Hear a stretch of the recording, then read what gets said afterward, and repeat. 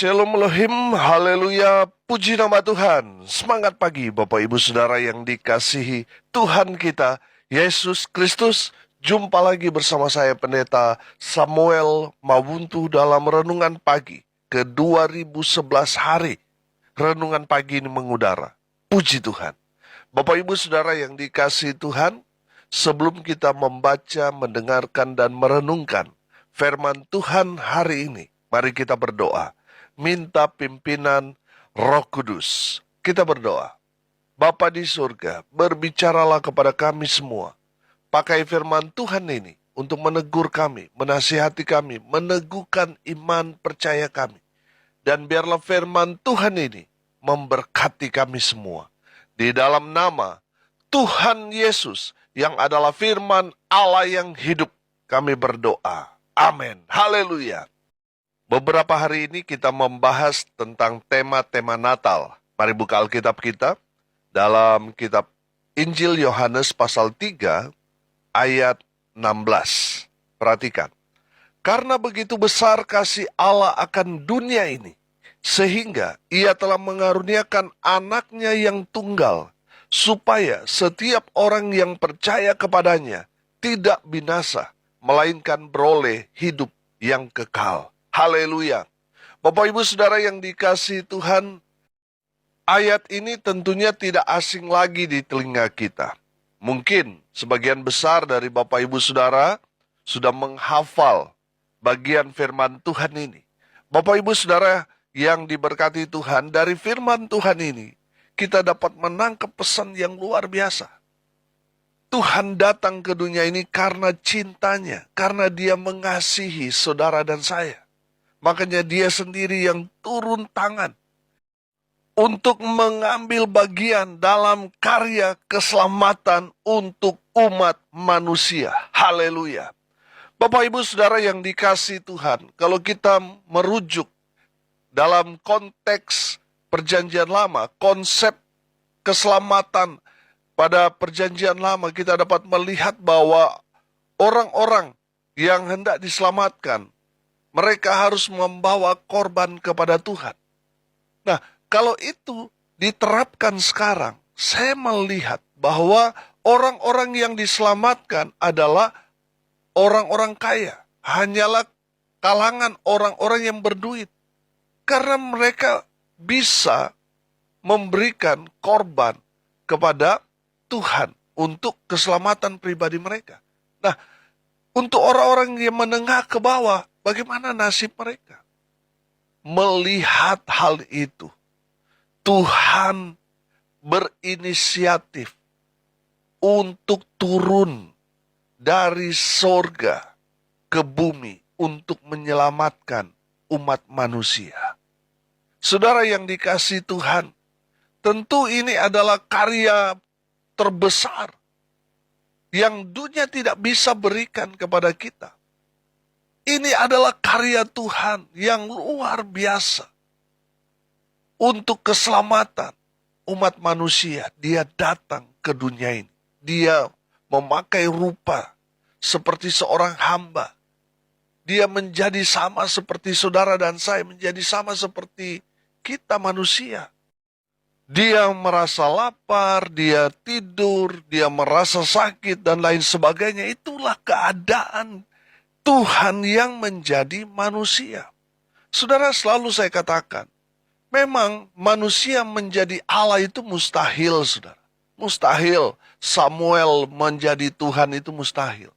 Tapi kalau Tuhan yang menjadi manusia, itu hal yang bisa Tuhan kerjakan. Karena apa?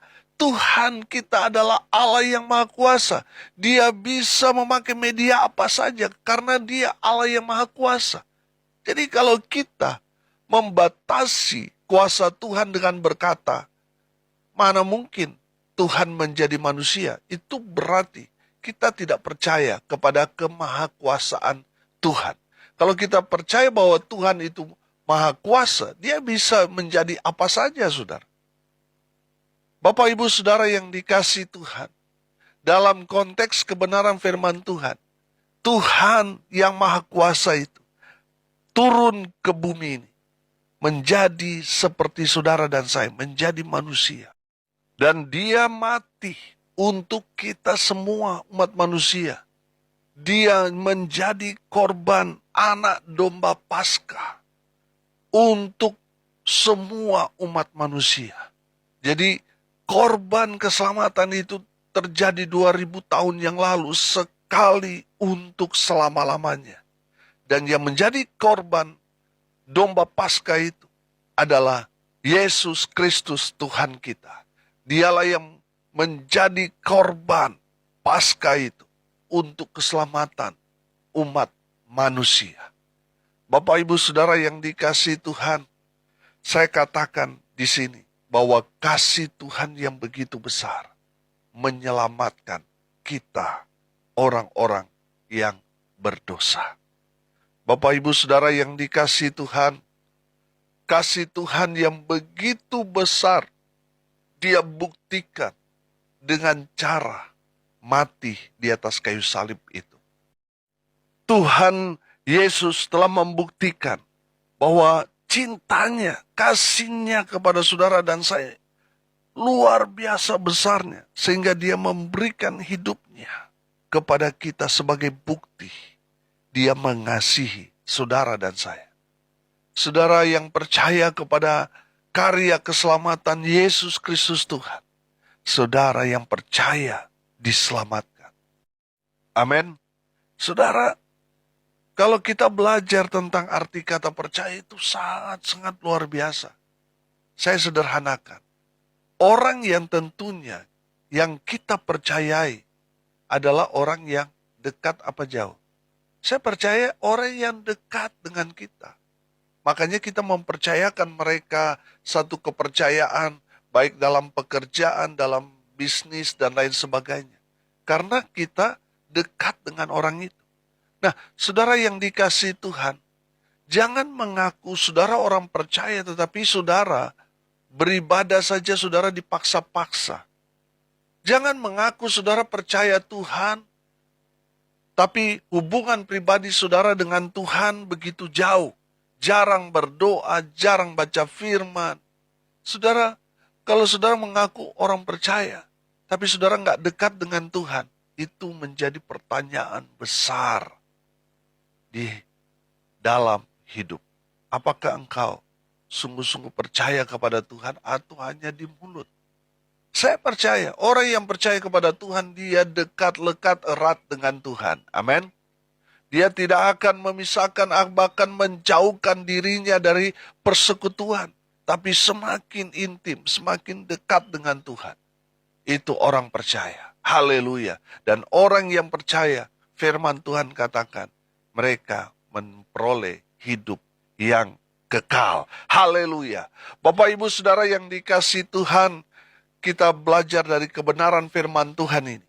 Apa alasan Tuhan sehingga Tuhan datang ke dunia ini? Karena cintanya yang besar. Karena Tuhan mengasihi saudara.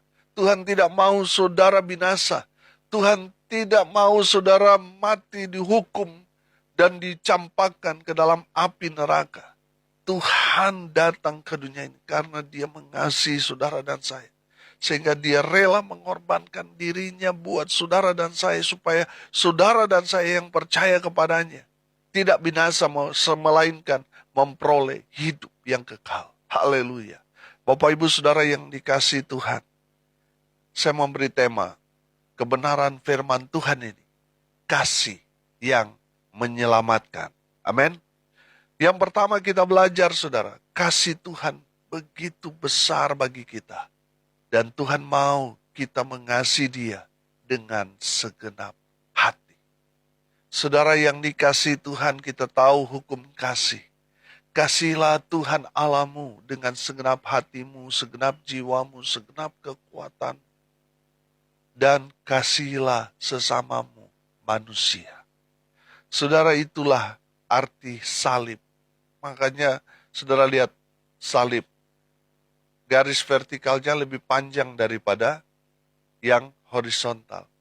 Karena kasih Tuhan kepada kita itu begitu besar, begitu dalamnya. Dan Tuhan mau kita mengasihi Tuhan dengan segenap hati, segenap jiwa, segenap kekuatan kita. Dan garis horizontalnya, kasihilah sesamamu manusia. Haleluya. Bapak Ibu Saudara yang dikasihi Tuhan, dari kebenaran firman Tuhan ini mau mengajarkan kepada kita. Dengar baik, Tuhan telah membuktikan kasihnya, cintanya kepada kita dengan cara mati di atas kayu salib itu. Saudara, Tuhan mengorbankan dirinya. Saya percaya, orang yang jatuh cinta rela berkorban. Dan Yesus telah membuktikan 2000 tahun yang lalu dengan memberikan nyawanya karena kasihnya kepada saudara dan saya. Saudara jangan mengaku saudara orang yang cinta Tuhan, percaya Tuhan, tapi saudara tidak mau berkorban. Saudara, kalau saudara mengaku cinta kepada Tuhan, pasti saudara rela berkorban. Apa yang harus kita korbankan sebagai bukti cinta kita kepada Tuhan? Waktu kita. Saudara perhatikan, ketika orang susah, punya banyak waktu, tapi setelah dia diberkati, dia tidak punya waktu untuk Tuhan. Saudara, Tuhan mau saudara berkorban. Baik waktu saudara, berikan waktu untuk beribadah kepada Tuhan. Berikan waktu untuk saudara memiliki hubungan baik dengan Tuhan. Itu yang harus kita korbankan. Tenaga kita, ya layani Tuhan. Selama kita masih hidup, layani Tuhan dengan segenap hati. Saudara, saya percaya orang yang cinta, pasti dia melayani. Saudara yang dikasihi Tuhan, jangan mengaku saudara orang yang cinta Tuhan, tetapi saudara nggak mau melayani. Orang yang cinta Tuhan, pasti dia terlibat dalam pelayanan. Amin. Haleluya. Yang kedua, saudara, kita belajar. Kita harus percaya sungguh-sungguh kepada Tuhan Yesus. Supaya apa? Kita hidup kekal. Banyak orang hanya katakan percaya di mulut saja. Tetapi dalam kehidupan mereka, jauh dari kata percaya itu. Tadi saya katakan, percaya itu artinya orang yang sangat dekat dengan kita. Dan kita betul melihat track recordnya, mengenal pribadinya. Kita melihat pekerjaan yang betul-betul sukses. Kita mengenal pribadinya. Sehingga apa? Kita mempercayakan dia hal-hal yang lebih besar. Amin. Saudara yang dikasihi Tuhan, saya percaya orang yang percaya kepada Tuhan adalah orang yang memiliki hubungan spesial dengan Tuhan. Dia sangat-sangat dekat dengan Tuhan. Amin. Dia sangat menggantungkan hidupnya kepada Tuhan. Itu orang percaya. Bapak Ibu Saudara yang dikasihi Tuhan, jangan mengaku percaya kepada Tuhan kalau ibadahmu masih Senin Kemis. Masih ditakar, saudara. Setahun 2 kali, sebulan sekali aja. Hanya minggu pertama supaya dapat perjamuan dan lain sebagainya. Itu menandakan saudara bukan orang percaya. Saudara betul orang Kristen, tapi saudara bukan orang percaya. Orang yang percaya pasti hubungan dia dengan Tuhan sangat intim. Amin. Dia sangat-sangat dekat dengan Tuhan. Dan dia betul-betul beriman kepada Tuhan. Haleluya. Dia melangkah dengan iman, hidupnya dengan iman. Itu orang percaya. Walaupun kenyataannya dia membutuhkan mujizat, dia sudah berdoa bertahun-tahun, bahkan belasan puluhan tahun. Tetapi tidak terjadi mujizat dalam kehidupannya. Tetapi semangatnya untuk tetap percaya kepada Tuhan walaupun tidak terjadi mujizat. Doa-doanya belum Tuhan jawab. Tapi dia tetap percaya kepada Tuhan Yesus. Itu orang percaya. Amin. Banyak orang kan hanya percaya kalau terjadi mujizat. Tapi kalau tidak terjadi mujizat, tidak percaya dia. Saudara, orang yang percaya mau terjadi mujizat kek, mau tidak kek, dia tetap percaya kepada Tuhan. Amin. Haleluya. Kita harus percaya sungguh-sungguh kepada Tuhan Yesus. Bukan hanya dari mulut saja, tetapi dari perbuatan, tindakan kita kepada Tuhan. Haleluya. Sehingga kita yang percaya akan diberikan reward yang diberikan Tuhan langsung, yaitu hidup yang kekal. Haleluya. Yang ketiga, kasih yang menyelamatkan. Tuhan Yesus datang untuk menyelamatkan saudara dan saya. Itu misi besar Tuhan. Tuhan tidak datang ke dunia ini untuk menghakimi. Seberapa besar pun dosa yang saudara lakukan, Tuhan tidak akan peduli itu selama saudara kembali kepada Tuhan, percaya kepada Tuhan Yesus. Sehitam apapun masa lalu saudara, Tuhan akan ampuni itu. Karena Tuhan mengasihi nyawa saudara. Tuhan mau menyelamatkan saudara. Tuhan Yesus telah membayar mahal dengan cara mati di atas kayu salib untuk menebus saudara. Jadi Tuhan Yesus datang untuk menyelamatkan saudara, bukan untuk menghakimi. Coba saudara lihat di ayat yang ke-17. Sebab Allah mengutus anaknya ke dalam dunia, bukan untuk menghakimi dunia, melainkan untuk menyelamatkannya oleh Dia. Saudara yang dikasihi Tuhan, Tuhan datang tidak menghakimi saudara, tetapi menyelamatkan saudara. Amin. Jadi saudara tidak peduli dengan masa lalumu. Yang Tuhan lihat adalah sekarang ini, kehidupan. Saudara, yang sekarang ini menentukan masa depan. Jadi saudara harus memutuskan untuk percaya sungguh-sungguh kepada Tuhan. Supaya saudara diselamatkan, memperoleh hidup yang kekal. Amin. Jadi saudara yang dikasihi Tuhan, selama kita masih hidup, mari kita mau datang kepada Tuhan. Kita mau percaya sungguh-sungguh. Kita betul-betul cinta Tuhan lebih lagi. Karena Tuhan mau saudara diselamatkan. Bukan menjadi terdakwa untuk dihakimi. Tidak. Tuhan mau saudara dan saya diselamatkan. Haleluya. Hari ini kita belajar kasih yang menyelamatkan. Alasan Tuhan datang ke dunia ini karena cintanya yang besar kepada saudara dan saya. Coba saudara perhatikan. Pernah nggak saudara bertanya, siapa kita? Sehingga Tuhan rela mati menebus dosa saudara dan saya. Siapa kita? Begitu berhargakah kita sehingga Dia datang ke dunia ini menjadi seperti kita manusia. Lahir di kandang domba dan mati secara tragis di atas kayu salib itu. Untuk menembus saudara dan saya. Saudara yang dikasihi Tuhan, kita ini mendapat satu anugerah yang luar biasa. Kalau bicara anugerah itu kan sebenarnya hadiah yang sangat-sangat besar yang tidak layak kita terima, tapi Tuhan berikan kepada kita. Siapa kita sehingga kita mendapat anugerah keselamatan yang luar biasa besar itu? Saudara yang dikasihi Tuhan, itu semua karena Tuhan mengasihi saudara dan saya. Dan Tuhan mau kita mengasihi Tuhan dengan segenap hati, jiwa, dan kekuatan kita. Yang kedua, kita harus percaya sungguh-sungguh kepada Tuhan Yesus, supaya kita memperoleh hidup yang kekal.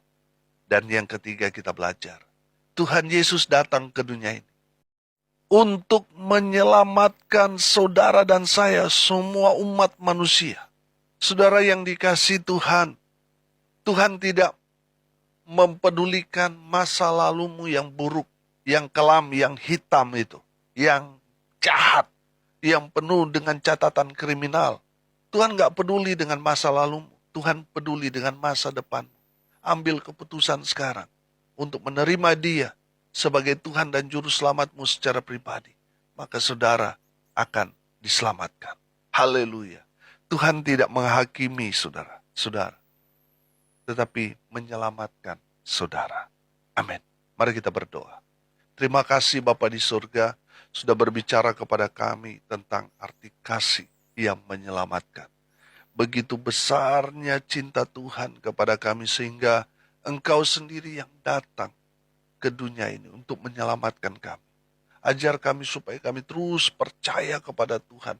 Bukan hanya sekedar kata-kata, tetapi dengan tindakan perbuatan kami. Hamba berdoa, Biarlah firman Tuhan yang meneguhkan kami bahwa Tuhan Yesus datang untuk menyelamatkan kami, umat manusia, bukan untuk menghakimi, tetapi untuk menyelamatkan kami semua orang-orang yang berdosa. Hamba berdoa berkati semua pendengar dimanapun mereka berada. Tuhan memberkati hidup pribadi mereka, masa muda mereka, rumah tangga mereka diberkati. Usaha pekerjaan pelayanan mereka diberkati Tuhan, dibuat beruntung, berhasil dalam segala hal. Hamba berdoa Tuhan lawat, Tuhan jamah semua pendengar. Kalau ada yang sakit, Tuhan sembuhkan mereka. Kalau ada yang lemah imannya, Tuhan teguhkan, kuatkan. Mereka yang saat ini sedang berduka cita, Tuhan memberikan penghiburan, kekuatan dari Tuhan. Hamba berdoa untuk mereka yang hari ini berulang tahun, Tuhan Yesus memberkati mereka. Hamba berdoa biarlah berkat surga turun, memenuhi setiap pribadi. Bapak Ibu Saudara yang dikasihi Tuhan, arahkanlah hatimu kepada Tuhan. Dan terimalah berkat dari Tuhan Yesus. Tuhan memberkati engkau dan melindungi engkau. Tuhan menyinari engkau dengan wajahnya dan memberi engkau kasih karunia. Tuhan menghadapkan wajahnya kepadamu dan memberi engkau damai sejahtera. Di dalam nama Tuhan Yesus, sumber segala berkat. Bapak Ibu Saudara yang dikasihi Tuhan, saudara yang percaya dan diberkati Tuhan, katakan amin. Puji Tuhan. Bapak Ibu Saudara yang dikasihi Tuhan, kalau saudara merasa diberkati melalui renungan pagi ini, bagikan juga kepada saudara-saudara yang lain, supaya mereka juga diberkati, karena untuk itulah kita dipanggil, untuk jadi berkat. Salam kasih dari Bali, saya Pendeta Samuel Maubuntu. Sampai jumpa besok pagi. Tuhan Yesus memberkati kita semua. Haleluya.